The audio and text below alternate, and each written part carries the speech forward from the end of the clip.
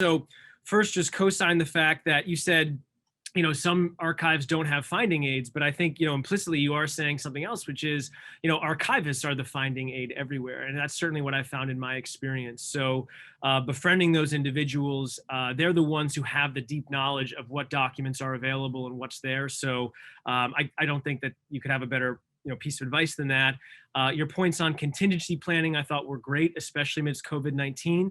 Even in the best of times, exactly the access you want to exactly the documents you're hoping to find, exactly the time you have is probably not going to happen. But especially right now when there's so much uncertainty about just access to a country, let alone access to an archive, building in contingency to everyone's research project is just a necessity these days.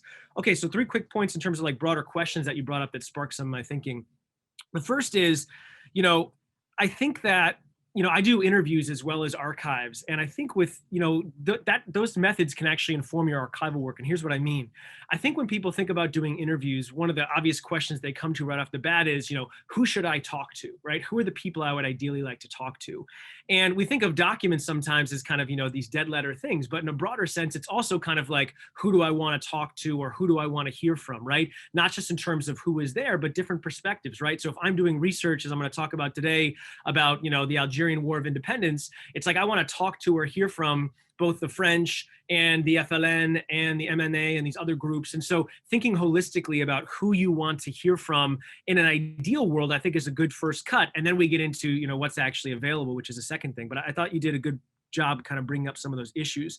In terms of history, in the history field, I'd say this, as political scientists, we're spending a lot of time, not everybody, but many people are, a lot of time generating theory, right? You're trying to generate an original theory, original hypotheses about how the world works or what happened in a given case. And you're engaging with all this social science literature that may include everything from interviews to archival work to field experiments to whatever. So that takes a lot of your time, right?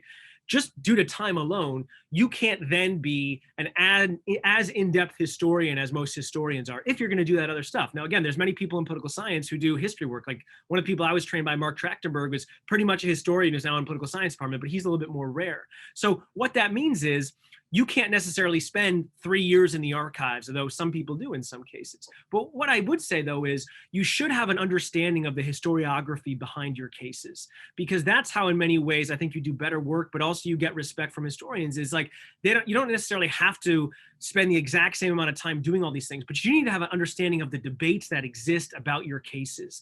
Because one of the hearings I hear, or things I remember from my history colleagues, is, we build these beautiful sculptures about a particular point in time or a particular era, and then social scientists want to use those sculptures as building blocks, for their theories. And, there's some problems there where you're sanding down the edges, or in really bad cases, you're ignoring nuance or details that maybe are important, but they don't fit your theory so well. So getting to Jeff's point of motivated bias. So at the very least, I think reading the historiographical record about your cases is a really important thing, even if you're going to leverage off of some of that, as well as doing some of your own primary work.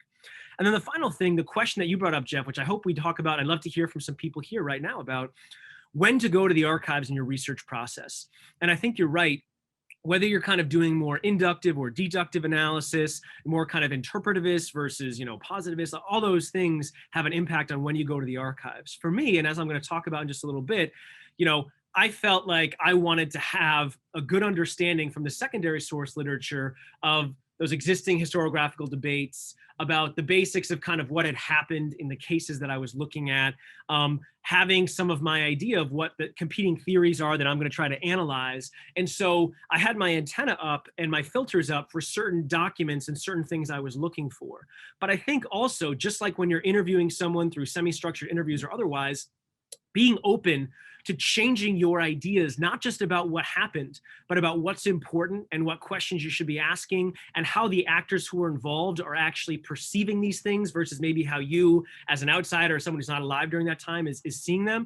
I think that's incredibly important. And when I look not just at my own work, but many other people's work, and I read their acknowledgements or their preface or whatever, again and again, people will say things like, I went into the archives, thinking I would find this or looking for this, but then it changed my conception about what had happened or what was important. And those are often the best findings that you have as a researcher. And so I think that when people do interviews, they really understand that. I mean, this volume that Jeffrey mentioned, I was just involved in, like, everyone in interviews talked about how they went into the field for a field experiment or talking to people thinking they were going to try to ask this question and then it changed. I think with archives, there's more of a sense that you don't have that, but I think that that's wrong if you feel that way. I think archives really do change your thinking. And so thinking about when the process you want to do it, sometimes it's at the very end, but then it changes your thinking. So is that really the end in terms of how you're actually doing the project? So I think not doing it before you've done anything, because then you don't even know which archive you're going to or which documents you're pulling, but kind of midstream.